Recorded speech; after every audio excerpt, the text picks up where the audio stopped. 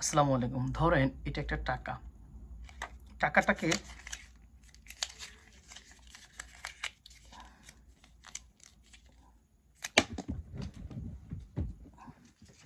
কুচি কুচি করে ফেললাম, মানে মুছরাইলাম, নষ্ট করে ফেললাম,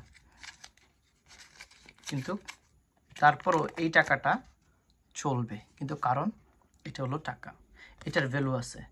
সো আপনি যদি আপনার লাইফকে ইম্পর্টেন্ট না তৈরি করেন, তাহলে এই টাকা মতো যদি ইম্পর্টেন্ট না করেন, তাহলে আপনার লাইফকেও কিন্তু কেউ একজন ধ্বংস করে দেবে।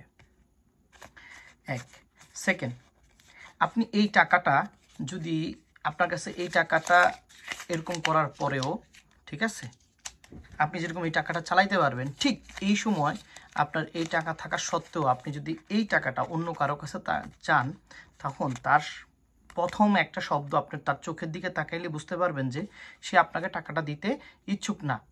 কিন্তু কেন না শব্দ আসবে? কারণ টাকা is the power, money is very important.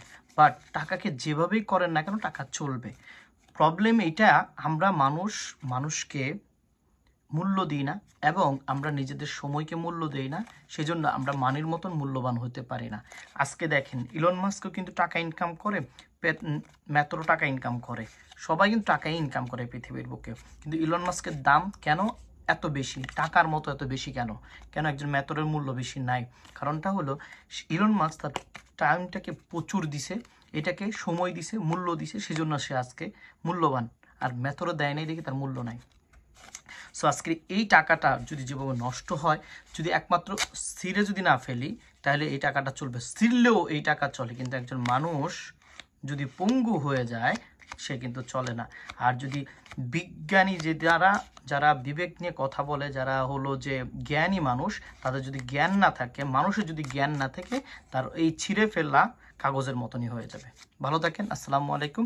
নিজেকে জ্ঞানী তৈরি করেন, ভালো থাকেন। টাকা এমনি আসবে।